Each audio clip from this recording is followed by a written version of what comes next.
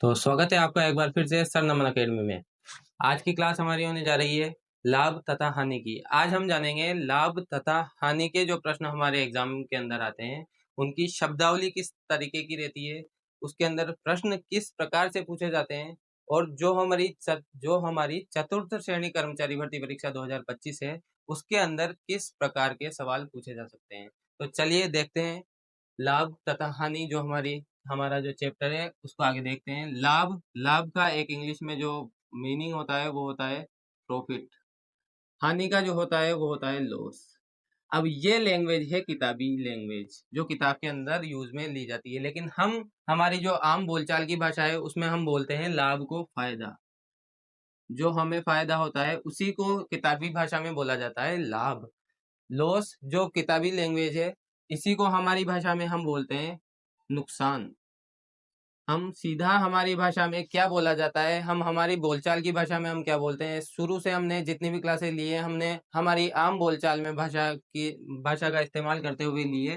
तो लाभ का मतलब होता है फायदा, हानि का मतलब होता है नुकसान। इसमें जो जो टर्म्स जो जो शब्दावली यूज ली जाती है वो शब्दावली आज हम इस क्लास में देखेंगे और केवल वो चीज समझेंगे कि परीक्षा में किस प्रकार के प्रश्न इस टॉपिक से बनकर आते हैं। इससे ज्यादा हम कुछ भी नहीं देखने वाले, इसलिए बहुत ध्यान से सुनना। बहुत बहुत ज्यादा काम में आने वाली है आपके ये वाली क्लास, क्योंकि अगर ये चीज आपने नहीं समझी तो कितने भी सवाल कर लीजिए, कितने भी आगे एडवांस लेवल के कर लीजिए, आपको कुछ भी नहीं आएगा। क्योंकि लाभ तथा हानि की शब्दावली हर एक चैप्टर की जो हमने स्टार्ट किया है, जो हमने एक चैप्टर स्टार्ट किया है, हर एक उसकी शब्दावली पहले हमने जानी है, उसके अंदर किस प्रकार के क्वेश्चंस आते हैं वो हमने जाने हैं, उसके बाद उसके क्वेश्चन किए हैं। तो लाभ का मतलब हमने जाना है फायदा, हानि का मतलब हमने जाना है नुकसान। अब सवाल ये उठता है कि कितने किस किस प्रकार के शब्द इस वाले जो टॉपिक है उसमें काम में आते हैं। एक हमने जाना लाभ और हानि, जिसका मतलब होता है फायदा और नुकसान। इसमें एक शब्द यूज में लिया जाता है अंकित मूल्य। एक शब्द हमारे काम में लिया जाता है क्रय मूल्य। एक शब्द हमारे इसमें काम में लिया जाता है विक्रय मूल्य। ये तीन शब्दों का प्रयोग सबसे ज्यादा आपके इस वाले टॉपिक के अंदर आपको देखने को मिलेगा।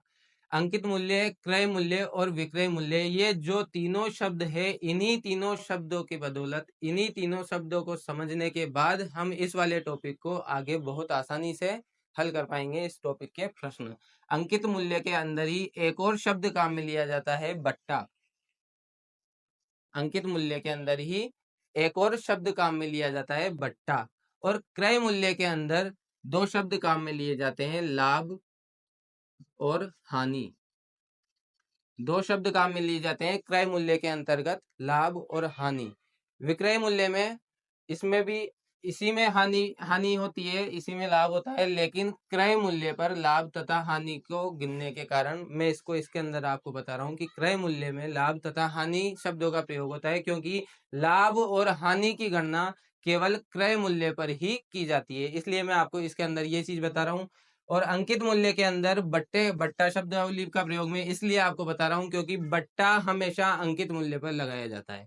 अब हम जानते हैं सबसे पहले कि अंकित मूल्य क्या होता है, क्रय मूल्य क्या होता है और विक्रय मूल्य क्या होता है, क्योंकि इन शब्दावली को जानने के बाद ही हम प्रश्न को समझ पाएंगे, प्रश्न को समझने के बाद ही हम उसको हल कर पाएंगे। अंकित मूल्य, क्रय मूल्य और विक्रय मूल्य। सबसे पहले हम इसकी बीच की शब्दावली जो चीज है ये क्रय मूल्य। क्रय मूल्य आखिर क्या होता है? क्रय मूल्य होता है खरीदने वाली रेट। हमारे आम बोलचाल की भाषा में हम उसी भाषा में समझेंगे जिस भाषा में हमें समझ में आता है, जो हम नॉर्मल डेली यूज में लेते हैं लैंग्वेज, उसी में खरीदने वाली जो रेट होती है उसको बोलते हैं क्रय मूल्य, खरीदने वाली रेट। अब आप इन तीनों चीजों को हटा दो और सबसे पहले आप इमेजिन करो इमेजिनरी वर्ल्ड में अपने में कि आप एक दुकानदार हो। आप क्या हो? आप एक दुकानदार हो। आप खरीदार नहीं हो, आप एक दुकानदार हो। इस वाली लाइन को आप अपने दिमाग में बैठाओ। सबसे पहले ये सब समझने से पहले आपको खुद को एक दुकानदार समझना पड़ेगा। दुकानदार का मतलब है कि अब हम चीज को खरीद रहे हैं तो उसको बोलेंगे क्रय मूल्य। यदि मैं एक दुकानदार हूं या आप एक दुकानदार हो तो अगर हम किसी भी चीज को खरीद रहे हैं उसको बोलेंगे क्रय मूल्य। जिस रेट पे हम खरीद रहे हैं, अगर किसी वस्तु को हम खरीद रहे हैं 100 रुपए में, तो वो हमारा क्रय मूल्य कहलाएगी। ये 100 रुपये हमारा क्या होगा, क्रय मूल्य। यदि हम एक दुकानदार हैं तो ही हम केवल स्वयं को एक दुकानदार मानते हुए ही इस पूरी प्रश्नावली को, इस पूरे टॉपिक को हल करने जा रहे हैं। इसलिए हम क्या है, एक दुकानदार। अगर हमारे पास शब्द आता है क्रय मूल्य, क्रय मूल्य का मतलब है हमने उस मूल्य पर उस वस्तु को खरीदा है। किसी भी वस्तु को अगर उस मूल्य पर खरीदा जाता है हमारे द्वारा, उस रेट को हम बोलेंगे, खरीदने वाली रेट मतलब क्रय मूल्य। विक्रय मूल्य वो होगा जिस मूल्य पर हम उस वस्तु को बेच देंगे। बेचेगा कौन, विक्रय मूल्य किसके पास आएगा, विक्रय का मतलब बेचना। किसी वस्तु को बेचने वाला मूल्य, मान लीजिए इस वस्तु को हम 80 रुपए में, या फिर इसी वस्तु को हम 120 रुपए में, या कितने भी रुपए में, जितने भी रुपए में हम उन चीजों को बेचेंगे उसको बोलेंगे हम विक्रय मूल्य। अब सवाल उठता है कि सर ये अंकित मूल्य क्या चीज है। जी हाँ, खरीदने वाली रेट जरूर होती है क्रय मूल्य, बेचने वाली रेट जरूर होती है विक्रय मूल्य, लेकिन अंकित मूल्य एक ऐसा मूल्य होता है जिसको दुकानदार अपने बेचने वाली रेट को अंकित करता है उस वस्तु के ऊपर जिसको उसे बेचना होता है। अंकित मूल्य वो मूल्य होता है, बिल्कुल ध्यान से आराम से समझने वाली चीज है कि अंकित मूल्य वो चीज है। अंकित का मतलब है उस चीज पर अंकित कर दिया, जिस चीज को हमें बोर्ड बेचना है उस पर हमें वो मूल्य अंकित कर दिया। ये समझिए कि ये एक बोर्ड है, इसके ऊपर मैं ये अंकित कर रहा हूँ 1200 रुपए। इस तरीके से दुकानदार, आपने देखा होगा जब भी हम बाजार में सामान लेने जाते हैं या कोई भी चीज खरीदने जाते हैं, अगर ये बोर्ड में लेके आया तो उसके ऊपर इस तरीके से रेट लिखी हुई थी 1200 रुपए। इसका मतलब है कि वो दुकानदार इस वस्तु को बेचना चाहता है 1200 रुपए पर। जिस मूल्य पर दुकानदार उस वस्तु को बेचना चाहता है उस मूल्य को वो दुकानदार लिख देता है उसी वस्तु पर, उसको उसका अंकित मूल्य बोल देते हैं। जिस मूल्य पर दुकानदार उस वस्तु को खरीदता है उस मूल्य को बोल देते हैं हम क्रय मूल्य। और जिस मूल्य पर वास्तविकता में दुकानदार उस वस्तु को बेच देता है, बेचना चाहता है, दो दो लाइन आ रही है आपके पास। एक आ रही है बेचना चाहता है, बेचना चाहता है वो मूल्य है अंकित मूल्य, क्योंकि उस मूल्य पर उस वस्तु को दुकानदार बेचना चाहता है और उसी मूल्य को उसने अंकित किया है उस वस्तु पर, तो उसको बोलते हैं उसका अंकित मूल्य। लेकिन अगर यहाँ पर बेच दिया है, उस पर बेच दिया है, उस मूल्य पर अगर उसने बेच दिया है तो उसको बोलेंगे उसका विक्रय मूल्य। दोनों में इतना सा अंतर है, इसको बेचना चाहता है उस मूल्य पर वस्तु को, तो उसको वो अंकित करता है, लिख देता है उस वस्तु पर, उसको बोलेंगे हम अंकित मूल्य। लेकिन बेचा नहीं है, अगर बेच दिया है तो उसको बोलेंगे विक्रय मूल्य। हो सकता है कि अंकित मूल्य और विक्रय मूल्य वस्तु के दोनों समान ही हो जाए। जिस वस्तु पर अगर दुकानदार ने अंकित किया है 1200 रुपए, तो हो सकता है उसने 1200 रुपए में ही वो चीज अगर बेच दी हो। अब काम में आता है हमारे बट्टा।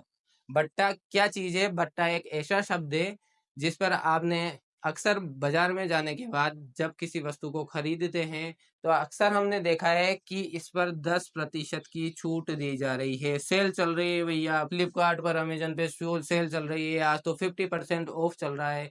इन शब्दों का प्रयोग हमने आम बोलचाल की भाषा में, हमारी डेली की जो जीवन शैली है उसमें होते देखा है। आमतौर पर दुकानदार लगाता है कि इस पर आपको 10% की या कितने भी X% की छूट दी जा रही है। उसी छूट को किताबी भाषा में बोला जाता है बट्टा।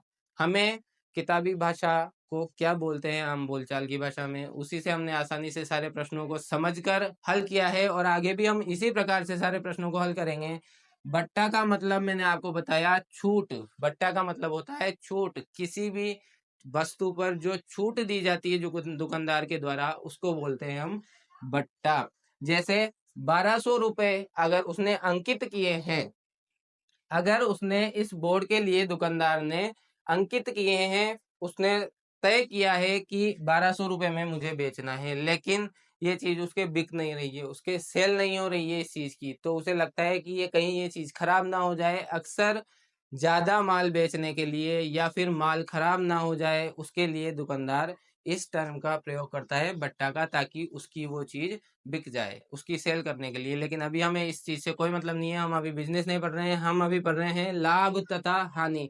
ये जो चैप्टर है हमारा चतुर्थ श्रेणी कर्मचारी भर्ती परीक्षा 2025 के लिए इतना इंपॉर्टेंट होने वाला है, क्योंकि अगर हम लाभ हानि को समझेंगे, उसी के अंदर प्रतिशतता शामिल होगी, उसी के अंदर अनुपात समानुपात, बहुत सारे जो चैप्टर है वो आपके कोऑर्डिनेट करते हैं, आपस में बहुत समानता है।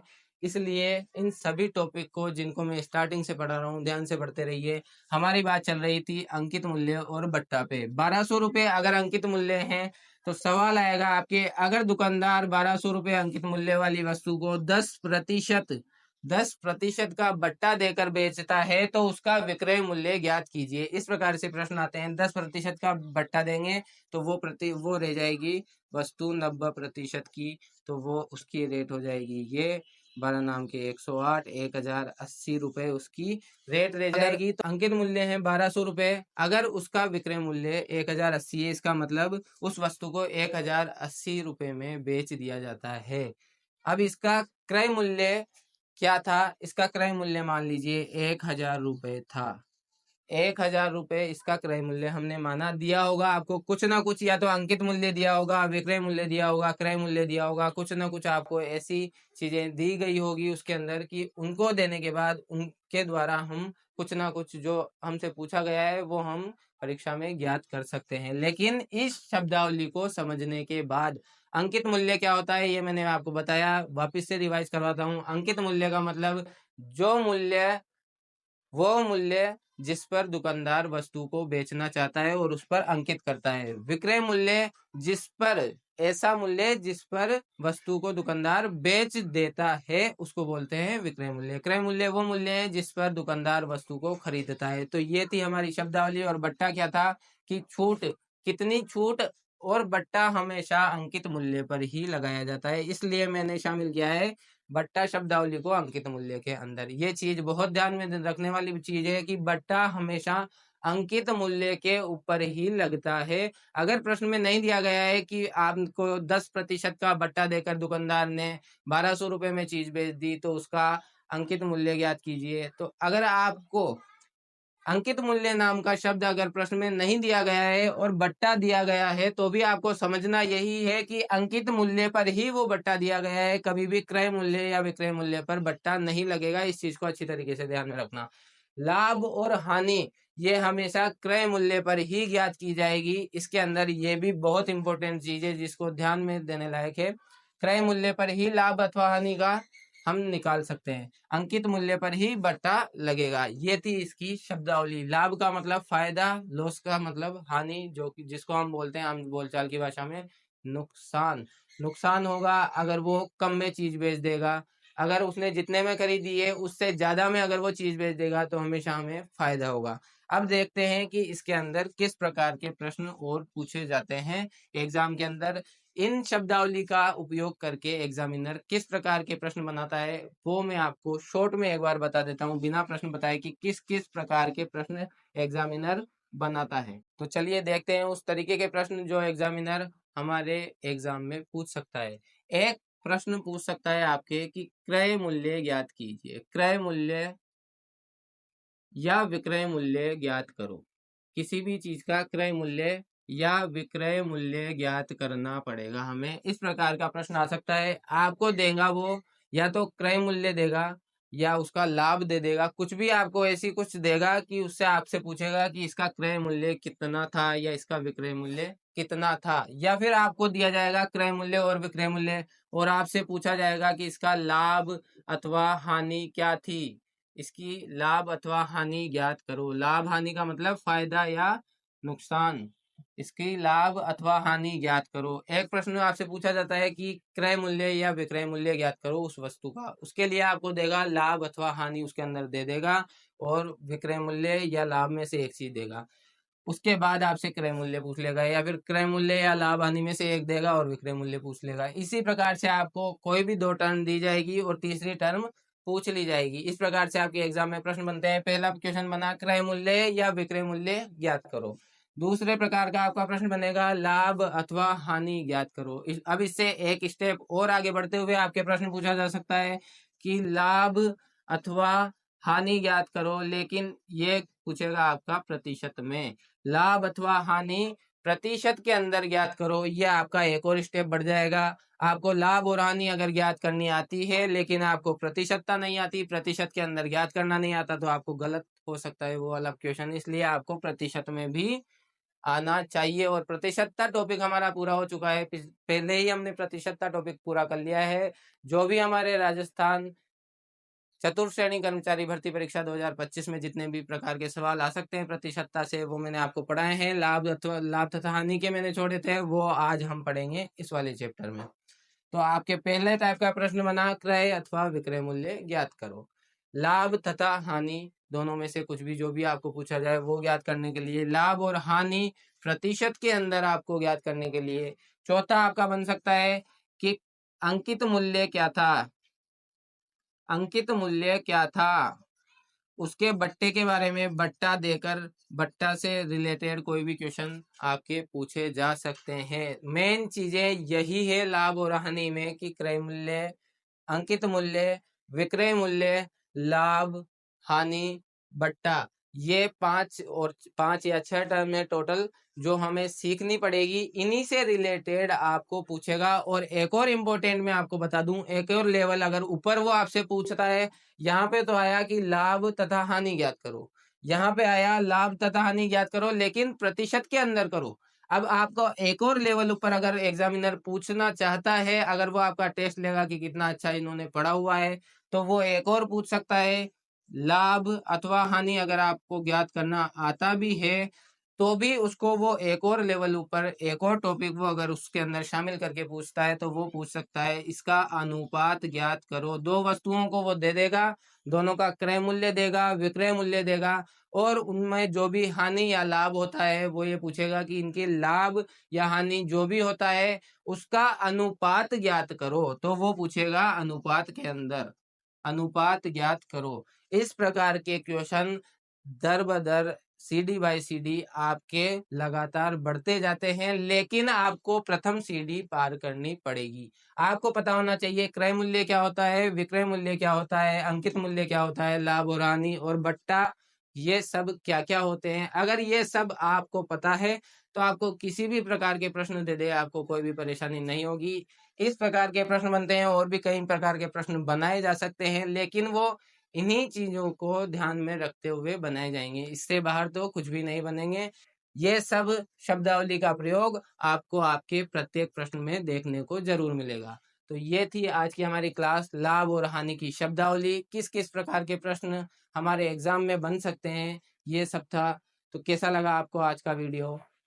वीडियो पसंद आया हो तो लाइक कर देना, चैनल को सब्सक्राइब कर देना, बेल आइकन को दबा देना। मिलते हैं अगले वीडियो में। Thank you so much.